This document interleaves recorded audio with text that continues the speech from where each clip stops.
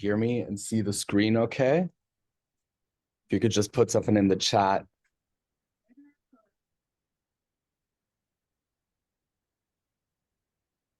Perfect. Wonderful. Cool. Well, hello, everyone. I'm really excited to give this talk today. This has been one of my favorite rabbit holes to fall into over the past, well, almost 2 years, which is a little bit scary to admit. A little bit about me. I'm a first-year PhD student in the Biostatistics department.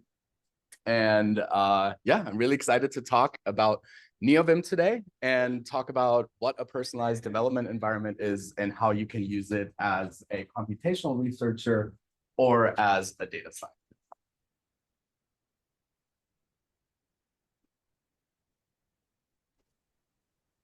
Great. So today I will try to keep it relatively short. I know this is 1 hour long, but when I was designing this talk, I was like, either I make this a 20-minute talk or this is going to go 4 hours. So I tried to find a middle point between that, where I also try to make it as interactive as possible. So if you want to participate at any point, I encourage you to have your laptop out. There will be an interactive portion later on where you will need it.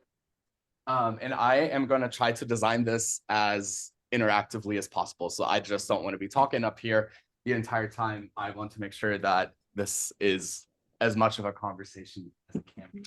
With that being said, I'm going to start out with talking a little bit about what text editors actually are, what NeoVim is, and then I'm going to talk about how we can use NeoVim as data scientists or as computational researchers. I'm going to talk a little bit about what my NeoVim config looks like, and I'm gonna wrap up and give you some advice for your own NeoVim journey, which is ultimately what this should lead to. Great.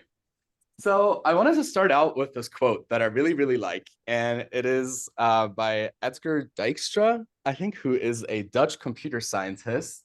And it says, "The computing scientist's main challenge is not to get confused by the complexities of his own thinking." And as somebody, and I'm sure I'm not alone in this room, who has spent hours trying to debug my code and making it work and not understanding what is going on, I love this quote because it really sums up what I want my workflow to be about. I should be, when I'm working on my code, I want it to be working for me and not against me. And when I discovered what NeoVim is and what a personalized development environment is, I felt like I truly understood how powerful that can be for my workflow, my productivity, and ultimately how effective I am in my work. So to give you a little bit of context, this is roughly what I'm referring to when I say personalized development environment, PDE, and NeoVim. I try to make this chart roughly to illustrate how all of these things go together. Regardless of what device you're using, you have a terminal built into your computer.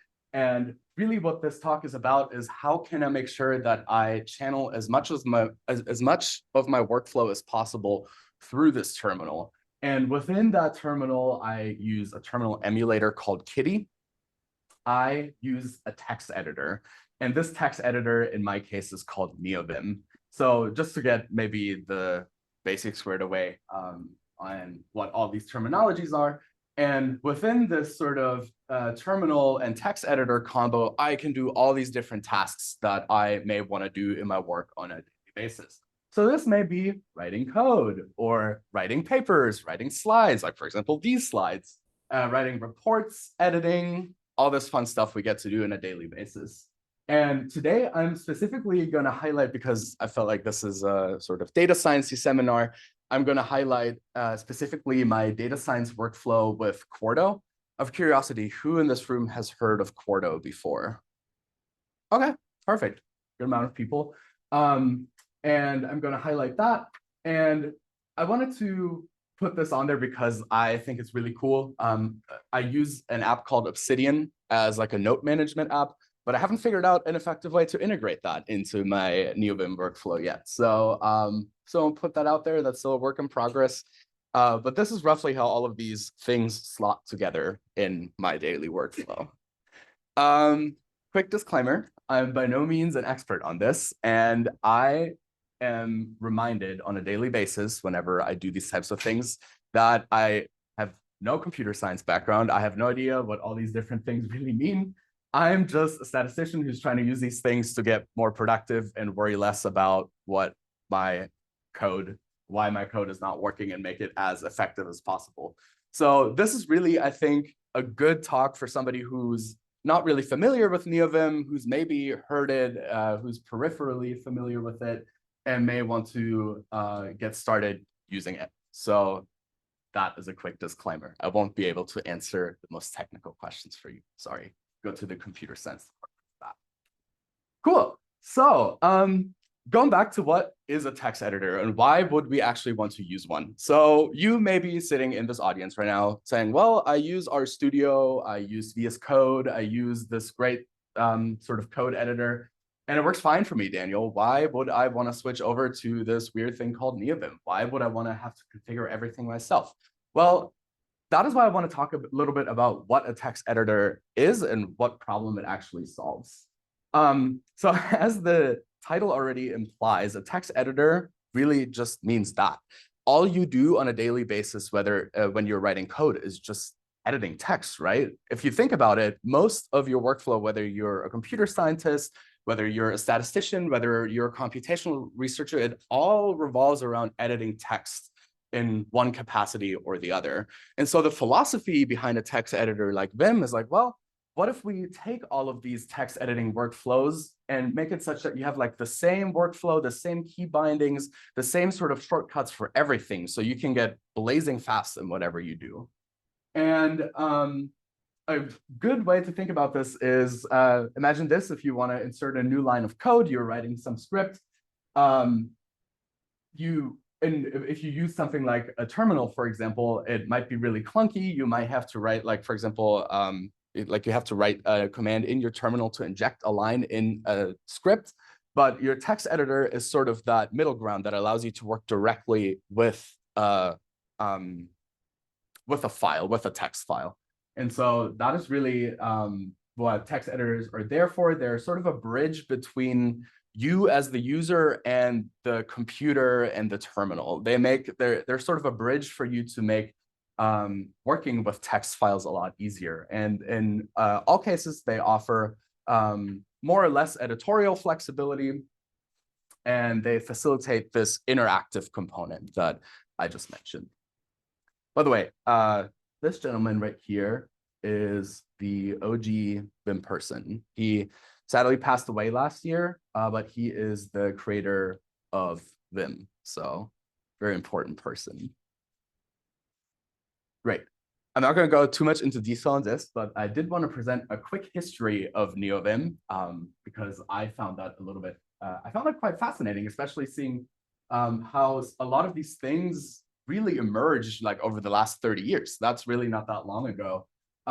It started out in sort of the 90s, where the Unix shell that you may work with is really text heavy. I don't know if any of you have ever tried to, like, for example, even if you clone a GitHub repository into your local file structure, these terminals tend to be really verbose. They give you a lot of feedback. Like, it's sometimes really difficult to try to go back and forth between different commands that you wrote. And the more complex your scripts are that you're writing, the more of a problem that becomes, because you may want to bounce back and forth. You may want to change things. Like, I mean, I know for sure that when I, as a statistical researcher, if I have an output in one thing, and I'm like, this is not really what I was expecting, I want to go back and inspect what I did previously. And so this is why Vim and NeoVim was sort of the idea behind that. Oh, we need a text editor was born. And in 1991, the gentleman I just showed you in the previous slide, Bram Molinar, releases Vim to the public. And then up until roughly 2014, it sort of gained this legendary status. It became really popular, especially in the programming community. So a lot of software engineers, a lot of programmers in the traditional sense, adopted Vim-based motions. And out of curiosity, have any of you ever heard of Vim key bindings before? Two and a half folks. Okay, perfect. Well, these like sort of key bindings that became really popular with Vim is things that just make it like instead of having to move your mouse and insert a new line, you have this like really easy key binding that enables you to write code really, really quickly. And you may be thinking like, well, like do I not have the time anymore to just insert a new line in my script? Like, am I really that rushed? If you really have those shortcuts down, it will make you so much faster at what you do. Like, it blows my own mind to this day how much faster I am at writing code and how much more efficient I am because I can write code at the same speed that I think. And that is amazing. Like, you are saving so many steps, you're not forgetting anything along the way. Long story short, this is kind of why Vim and Vim Motions and NeoVim gained popularity. And then in 2014, NeoVim was forked from Vim, and it provides or support for the Lua programming language. And one of the things that Vim, as the predecessor of NeoVim, was defined by is that it was configured in Vim script. And Lua, in my opinion, is just a little bit easier to work with. It's a more traditional programming language the way I know it. And you can, like, I wrote my entire config in this programming language called Lua. And you also have now things like built-in support for LSPs. And we will talk about this a little bit later on, but LSP is a language server protocol, which enables you to have, like, for example, if you have a Python or R script open, even though you're just in like a normal text editor, you can get your suggestions and your syntax highlighting and everything in that file with a language server protocol, which I think is really cool. Like, you could just like have, like, imagine you just open your phone right now, go into your Notes app, and all of a sudden it recognizes what language you're writing in and gives you all the support you need, like in VS Code, for example. And so you can kind of see how this evolution became really valuable to programmers who just spend their entire day in front of a computer. And even if they could shave off marginal seconds of writing code, that really compounds at the end of the day and makes you much better at what you do. And so what we're left with is this flourishing community today. And I think a qualm that I have with that is NeoVim is certainly legendary, but not amongst the computational researchers yet, or the statisticians or the data scientists. It's really popular amongst programmers, but I think all of us in this room, us data scientists who work with data, who are statisticians potentially, we can really benefit from this as well. This is not just something that the programmers get to benefit from. And that's really also why I'm giving this talk today. Any questions so far? Right. Cool. A little bit more about NeoVim. So NeoVim describes itself very humbly as fast, versatile, and quasi-minimal. And I really like those adjectives because that's, I think, what I'm looking for when I'm coding something. At first, when I started out coding, I was like, oh my God, this is all so confusing. And I actually found it really nice to be in an IDE, an individualized development environment like RStudio that has like buttons for everything. But I think the more you grow in your workflow and the more comfortable you get with these coding languages, this sort of interactive component can actually become a hindrance to your workflow, I think. If you become really skilled at understanding what each part of your code does and making sure that you understand how text editors interact with terminals and all that, then at that point, NeoVim becomes a big asset potentially for you. And this quasi-minimal point right here in particular is something that I really, really like, because when I go in there, I don't want to be distracted by anything. You know, my ADHD brain might wander off into whatever direction anyways, but the probability is lower if I'm going into something that is really plain and looks like it. Like I already said, I think that computational fields can really benefit from starting to work in NeoVim and with NeoVim and understanding its merit. And so, yeah. Finally, I think the heart of this talk is about how can we actually use this as data scientists. Like, this is great. Like, Daniel, you've talked about all this text editing, blah, blah, blah, blah. But I'm not like writing notes on my phone app all day. Like, I actually have to write code. I have to inspect its output. I have to write new code based on that. And so this use of NeoVim for data science, also because it's so popular in the programming community, is maybe not as much of a priority as it should be in the broader dev community, in my opinion. There is some amazing tools, like, for example, Quarto, what I just referenced, for data science. But I think in comparison to the support that is out there for like software developers, the using NeoVim for data science, I would say, is not as well established. So how do you even get started with something like this, right? Like I remember I first learned about NeoVim when I was at my previous institution 2 years ago. And I talked to a friend of mine who was using NeoVim and was showing me about how he was doing all this cool stuff. And with just 2 or 3 keystrokes, he had all these templates ready at his hand, and he was writing code blazingly fast. And I was like, okay, cool. But like, how do I get started with something like this? This seems really daunting. And also, if you're like me, you just don't have all this time on your hand to be able to just invest it into a rabbit hole like that. And so what I want to talk about first is how do you get started with something like this? I think the first thing is understanding whether it's actually right for you, understanding the role of a text editor. If you're brand new to a coding language, I wouldn't recommend it necessarily. Stick with something that is a bit more user-friendly, has an interface like VS Code or an interface like RStudio. But once you get beyond that and you're like, okay, well, I write code every day, I'm pretty comfortable with all of this, then I think it's time to consider maybe switching into the next step, once you've made that decision for yourself, is understanding how NeoVim is configured. And we will talk about this in a second. That really confused me in the beginning because it is sort of this file tree where you have this like modular configuration where you can tweak and alter and individualize most parts of what your text editor does for you. And that can get really confusing, especially if you don't know Lua, the language that NeoVim is configured in. And you just get all these weird errors and you're like, oh my God, like I've spent 6 hours trying to get this teeny tiny piece of my text editor to work differently. And it worked, and now it doesn't work again. And I just put 6 hours in the sand, and now I'm sad.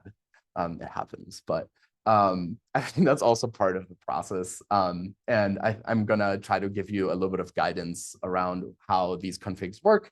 So maybe that it will happen to you. I'm not gonna lie, but maybe it won't be as frustrating as it was for me.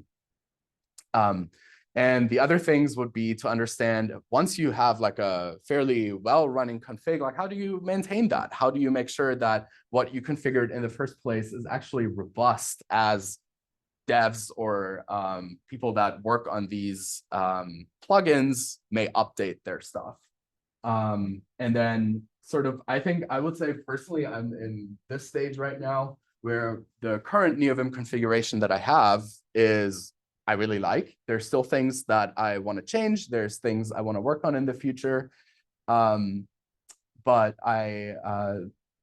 yeah, I think it's nice to be beyond those first 2 steps, which took quite a while for me. It took me about 2 years to get to my current configuration. And I don't think I say this to scare you, but more of like I'm with you. I'm also like not very technically savvy, I would say. So yeah. The cons of NeoVim. So I've talked a lot about how cool this is, that you can do all of these code actions and you can code blazingly fast and you can do all these cool things with a couple of keystrokes. Well, there's also cons. And the big one being the learning curve. It just takes so much time. The opportunity cost of switching over to a text editor like NeoVim is very high. And I would say, so I'm a first-year PhD student. If I decided right now to switch to NeoVim, that would be a different decision than if I was a 5th-year PhD student who's getting ready to defend my dissertation and who may just be running code all the time to make sure that all my stuff works correctly.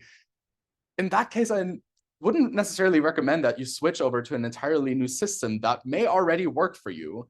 And this learning curve is really something that I wouldn't underestimate.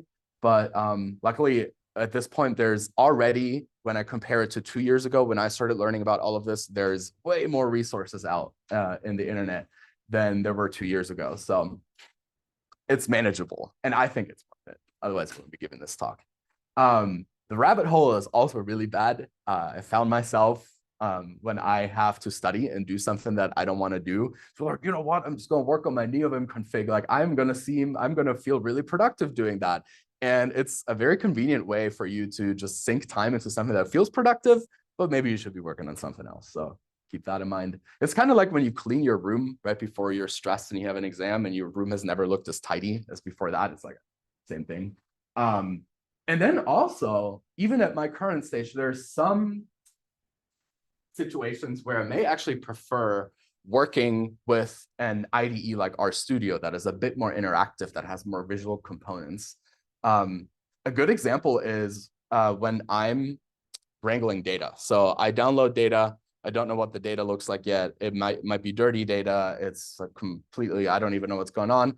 And if I do like sequential data cleaning and I go through columns at the same time, I want to look at the data in between. And if you want to have that level of interaction, a text editor, that's just not what a text editor is built for. So you might not necessarily want to choose to do that. But I also think that if you start to use NeoVim, it doesn't mean that you have to use it for 100% of your tasks. I still use RStudio for some things, but very rarely. I'm curious, in your fields, are there any things that you're thinking about right now where you might think like, hey, what I work on at the moment might be good for a text editor like NeoVim, or might be really good for a more visual editor?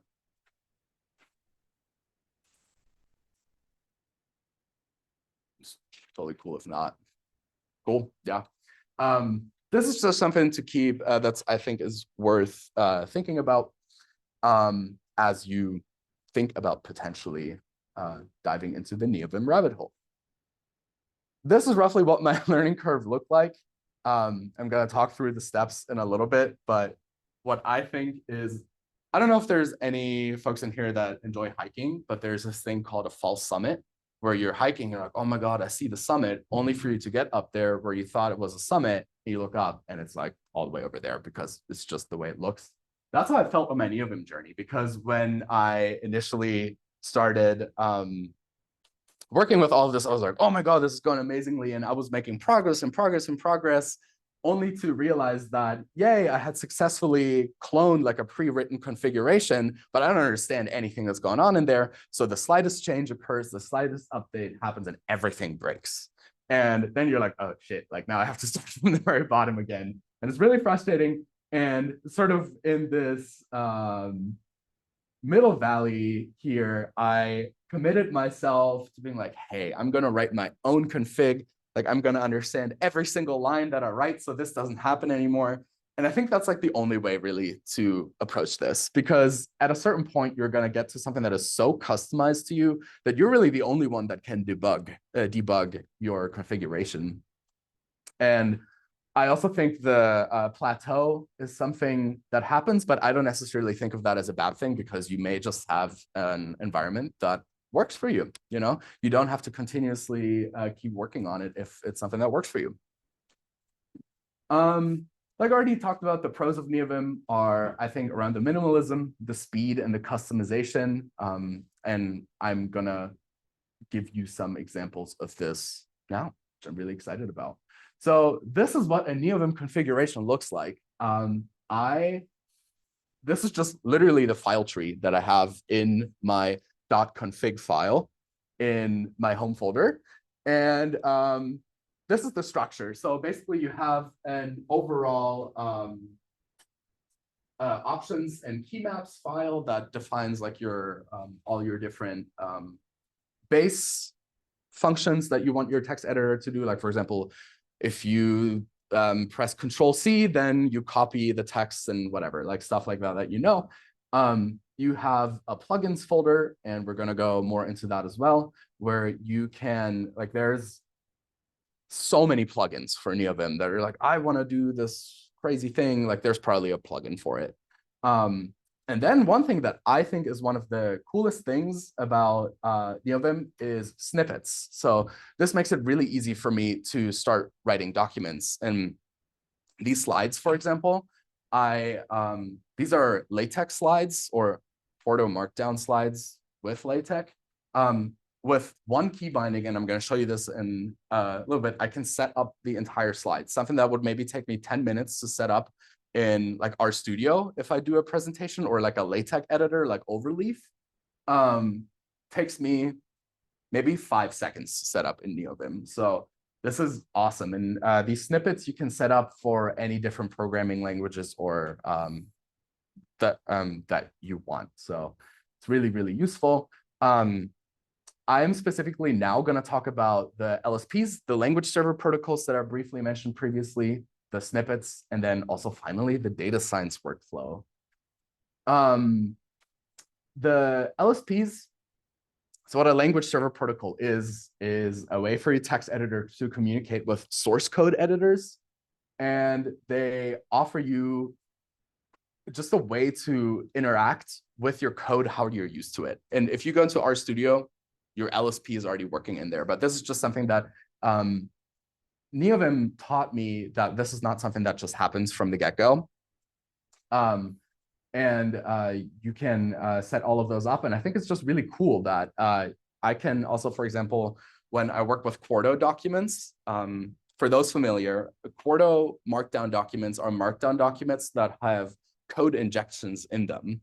And the way I have my my LSP set up right now is I use a plugin called Otter, and I'll talk about this in a second also, to have all so if I have code injections in different languages in the same Quarto markdown document, I have all of those LSPs working at the same time. So let's say I'm writing these slides and I may use Python, Julia, and R code in the same presentation, then I will have all of these language servers working at the same time, which is something you don't actually necessarily get if you're working with something like R Markdown in RStudio, because that's specifically only tailored to R. So if you use different sorts of code, then this is really useful for you. And the thing I would say I'm really most excited about is snippets. So with a couple of keystrokes, you can just insert snippets into whatever text document you're editing at the moment. And I actually gave you the example of how I created these slides. And it's really just a three-step process. So I'm going into a document, I'm typing in, so this is the way I set up my slides or my snippets right here. I call meta, and then it will give me the option to call meta beamer or meta report, and meta beamer is just my slides. Then I can just scroll down, insert this. This is my pre-configured snippet that is this typical YAML header that you may recognize from different files as well. And then with key bindings, I can cycle through these things like title, the table of contents, and I can just change all of these as I want, and done. And this will create these slides as you see them right now. I also, by the way, I created my own .sty file for my own sort of Beamer layout. Just because I think I had some spare time and I was bored over the summer. So yeah, talk about rabbit holes. Okay, don't get scared. This is what the code for the snippet actually looks like. And this is what a little bit more of a complicated piece of Lua code looks like. Maybe think like, whoa, this is a little bit overwhelming. So I highlighted the essence for you. In this snippet right here, you can see that we are calling the function add snippets to the class of markdown documents. So any snippets that I configure in this Lua table will be called for markdown type documents. And by the way, you can also extend different types of documents to work for markdown. So Quarto markdown is technically not markdown. So I extended markdown to also work for that, which I think is also really cool because it gives you a lot of flexibility. These snippets are set up with nodes. So you have things like text nodes, you have things like choice nodes, and you have a bunch of other different nodes that, truth be told, I don't understand. So I'm only going to talk about those.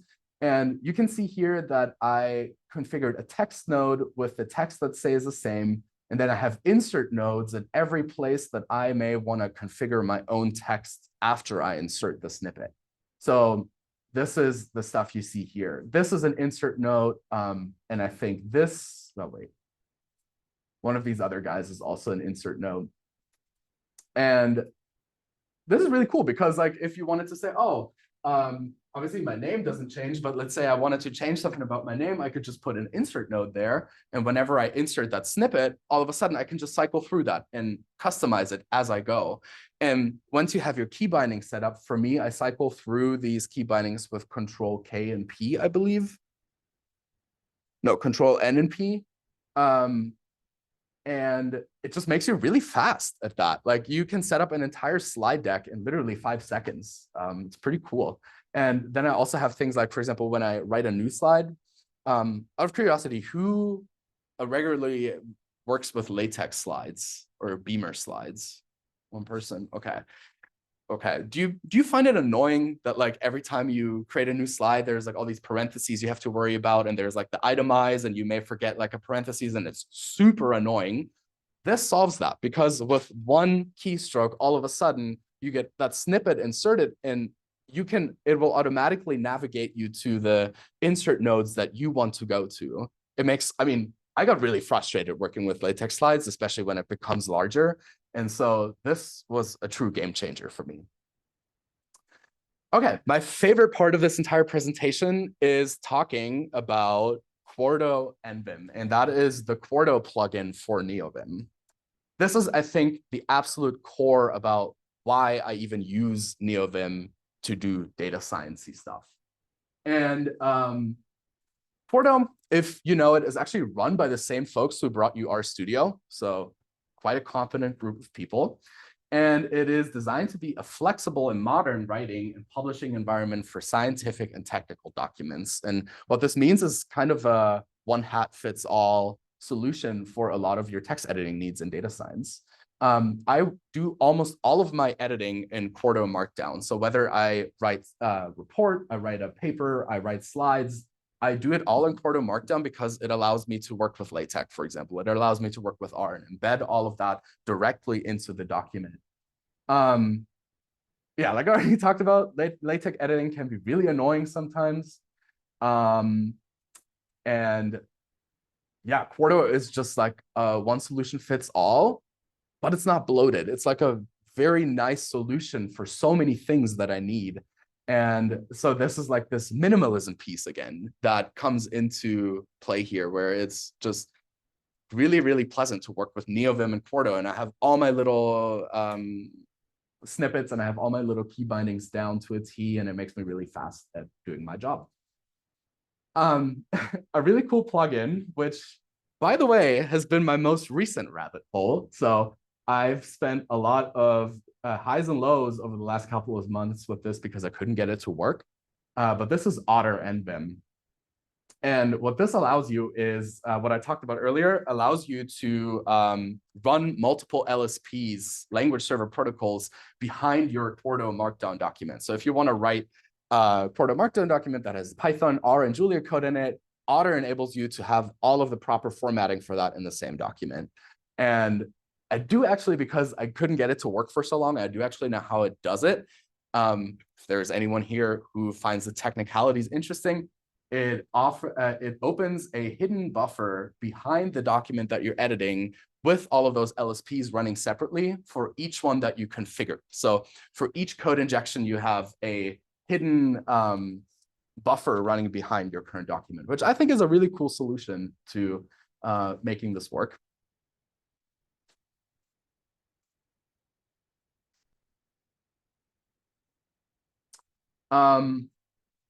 This is just a demonstration of how this would look like I just copied and pasted this from the actual plugin website, because at the time when I was creating this presentation, I actually couldn't get it to work. So I wanted to give you all an example. Sorry for the low resolution, but you can see this is a Quarto Markdown document. You can see a very minimal YAML header up top, which is the snippet that I just showed you. And you can see this is a Python code chunk in here.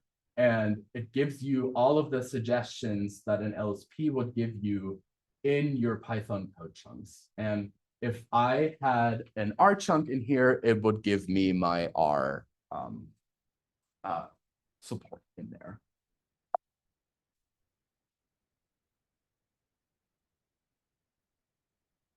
Right. So this is something that you could easily do. Oh yeah, So moving on from Quarto to something else that I think is really important.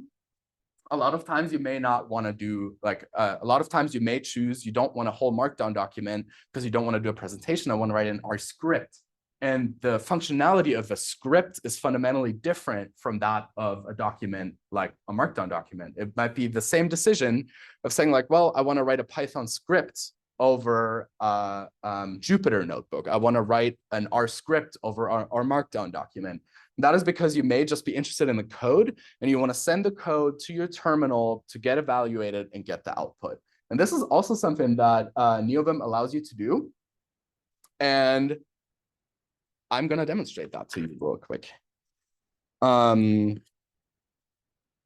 Perfect. So this is what it looks like. Let's see, okay. Can all the people in Zoom see my terminal right now? Okay, perfect, good. So this is what it looks like when I go into my terminal. This is what I was talking about with like, there's nothing going on, the minimalism. It's great, I don't get distracted. If I wanna start a new file, I use the NeoVim command nvim. And then I can, let's say I want to open an R file, can just like type test.r. Yes. Oh, yeah, I think that.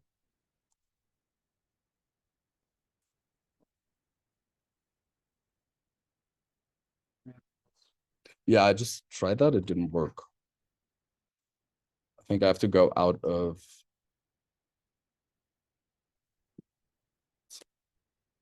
Perfect. Yes. Is this big enough?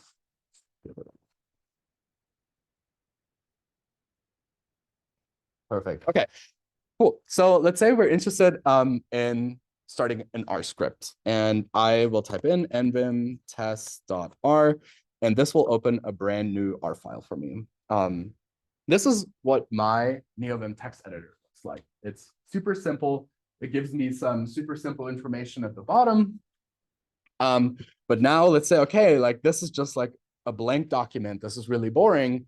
Let's talk about, I want to insert a snippet. So I could type in my meta, and I already have a configured snippet right here that I can insert. And right here and right here, I have my insert nodes that allow me to like configure the title and everything of the script. Sweet, already saved a bunch of time.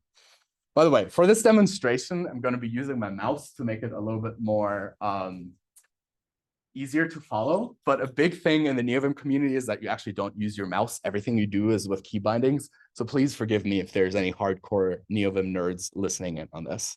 Cool. Okay, so let's say I want to do something really, really simple and want to execute the function print.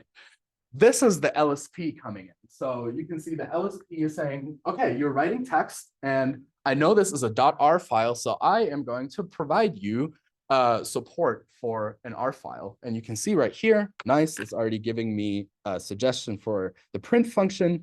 It's giving me suggestions, and it's giving me some, you know, this stuff you see in RStudio and VS Code when you hover over a function. If I'm confused about something, it's giving me this information. And then I can choose that, and I can just say, hello, world. Cool. If I want to save this file, there's a simple key binding for that, which is just colon and then W. And I just save this file. And I was like, okay, cool. What if this is like some complex script that I want actually evaluated? Like, this is just the text. Like, what actually happens when you want a piece of code evaluated is that it's sent into the terminal. And this is the next plugin called Vim Slime. And it allows you to slime your code from a text file into your terminal. And I have, this is one of my favorite things that you'll see now about NeoVim. Instead of having to write, like, for example, I could do colon and write some complicated function to open a terminal, or I can just pre-configure my, my configuration to type key right here. And then I have a couple of options right here. And I know I want to open an R terminal. So I'm just going to do R, and boom, I have an R terminal opened up right above my file. Sweet. And now you see this is like two separate things right here. This is my piece of code. This is my text file, and this is the terminal. And so now all I can do is I've set this up to work. I can press Control Enter, just like an R Markdown, to send that into the terminal. And it works. So that's really, really easy. It also works if you want to do something a bit more complicated. So if you do multiple lines in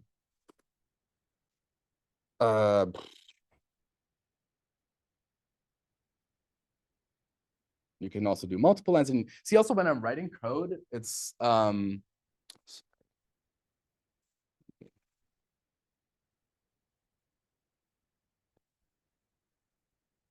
when I'm writing code, it's doing things like auto completions right away, which is really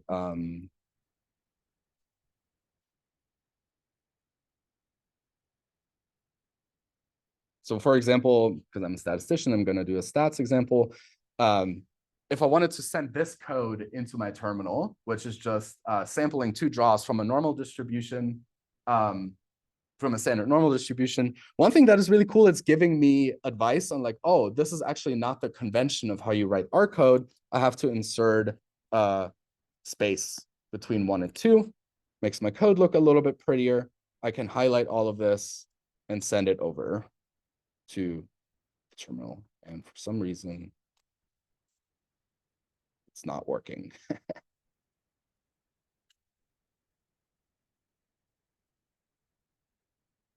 Great.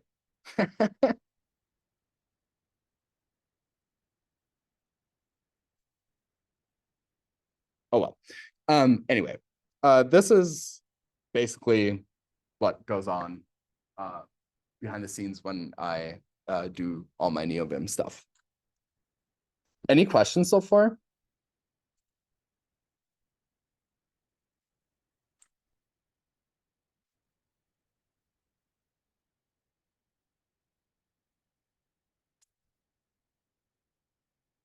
This is also so funny. Like, of course, in my demonstration, there's something that's not working, but yeah, I think that's very indicative of how all this stuff works sometimes.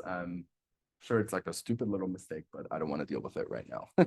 Anyway, this was the demonstration of what Vim Slime does, and Quarto works in like a similar way. You can also just like slime your code from Quarto code chunks into your terminal, and it makes for a really, really nice and flexible experience. Awesome. It's your time to do some Vimming. So if you want to navigate to vimadventures.com, you can actually practice what it means to work in Vim yourself. And one thing that Vim is known for is that you navigate your files with the H, J, K, and L keys. So rather than like going with the arrow keys, everything in Vim is supposed to be on your home line of your laptop to minimize finger movement between the commands that you're writing to make everything as smooth as possible. And so when I'm navigating through a file, let's go back into this, close this. Ooh.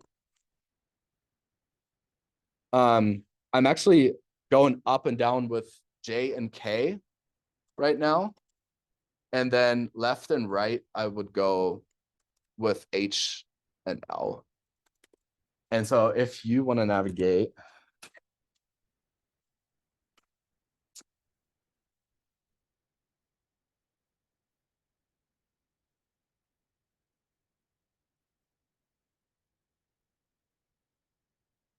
yeah. If you want to navigate here, you can actually practice this yourself. And it's a little game that where you have to like go through a labyrinth with the H, J, K, and L keys. And yeah.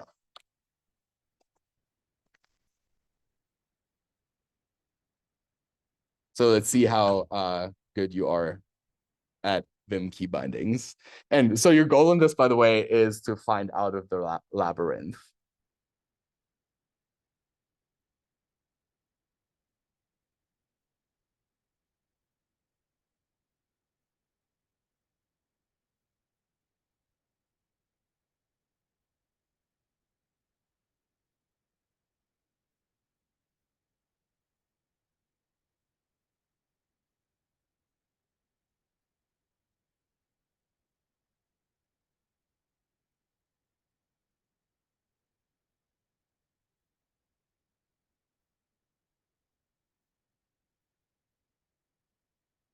I already played this to make sure it's not too hard, so you're not gonna beat me, probably. Actually, you might, because it's been a while and I forgot I have to pick up this key.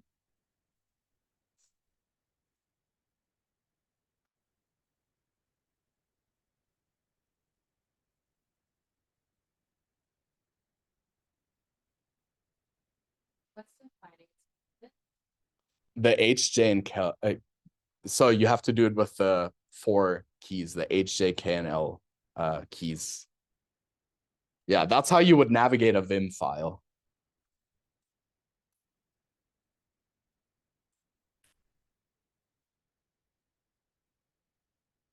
Then once you get over here,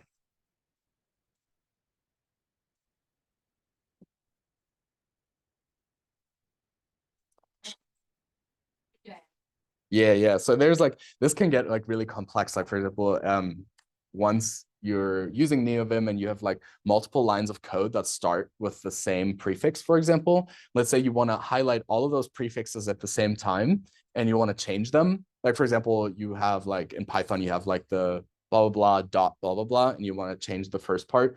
You can, with those key bindings, just highlight everything in the front and change it at the same time. Like it can get really complex. And I'm honestly not the best at Vim key bindings yet, which is a little bit embarrassing seeing how long I've worked with NeoVim, but hey, that's a part of the journey.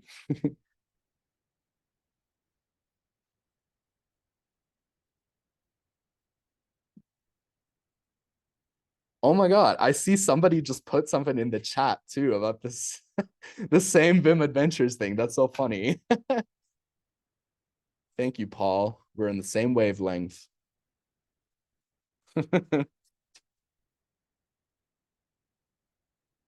But yeah, anyway, so this is, I just wanted to show you guys, this is like, there's also a couple more, I have a list of resources that you can go to after this that help me learn all of this stuff. And there are some fun ways to do it. Like you don't just have to sit in front of your laptop and do it the boring way.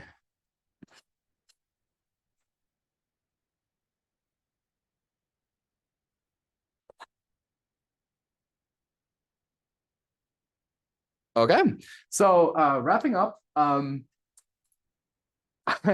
want to end this by saying that I don't think anyone's NeoVim journey is ever truly over, which is, I think, so beautiful in a way.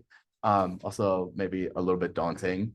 But to maybe give you some insight on what is on my mind with NeoVim and how I want to improve my my workflow in the future is this plugin Otter NVim. I currently have it configured manually, but I want to make sure that I automate that in the future so that whenever I go into a Quarto document and I inject code, it automatically gives me LSP support for that.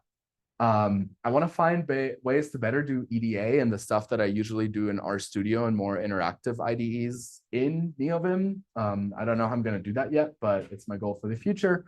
And I want to integrate my Obsidian workflow into NeoVim. So that's sort of this second brain thing that I use that I talked about.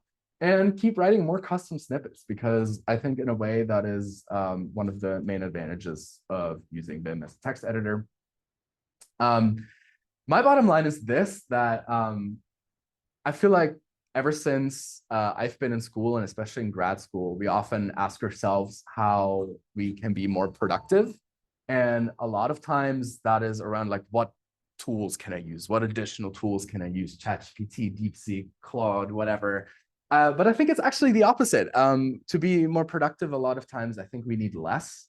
And that is the philosophy that NeoVim encompasses. And I really like that. When I do deep work in NeoVim, I just feel like I'm being much more productive than if I have 4 tabs with ChatGPT and Co open and I'm trying to like do something. Less distractions, less clutter, and less noise is really why I have decided to put so much time and energy into NeoVim and making sure that I work efficiently within it. And I personally believe that even though the learning curve can be quite daunting, investing the time into a personalized development environment is a great way to become more productive and to become less distracted. And here's some resources for you, which are by no means exhaustive. And if you're interested, I can send you these slides or share them in one way or the other. Perfect.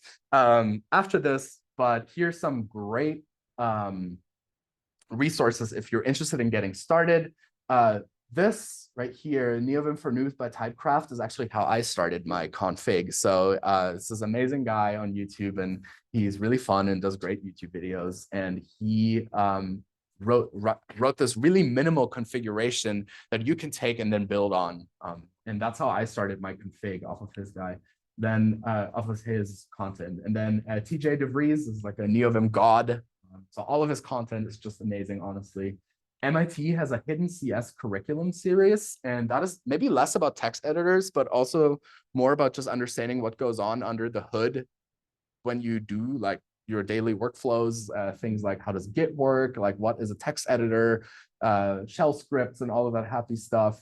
The NeoVim game I just showed you to get acquainted with Vim motions. You can also actually configure VS Code to accept Vim motions, which is an amazing way for you to get a head start on it. And Vim Tutor, there's a built-in tutor thing within Vim and NeoVim, and you can access that by just installing NeoVim and typing nvim plus tutor into your terminal, and boom, you have a NeoVim tutor. Thank you. If you have any questions, please don't hesitate to reach out to me.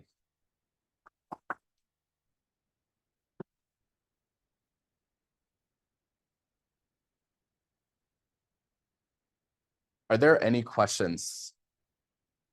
Yes.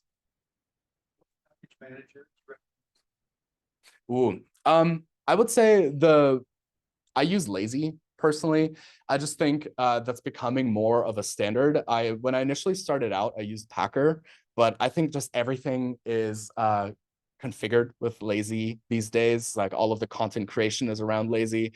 And as somebody who doesn't really understand what's going on behind the hood or under the hood, it's just nice to go with what's common. And I will also say it's faster than Packer. So I would recommend Lazy. Yep. Yep. And if also, so I don't share my config publicly, at least just yet. If you're interested, I can give you access to my config on GitHub if that's something you'd be interested in. But I wouldn't recommend that to somebody who's getting started because you really should be understanding how to write your own.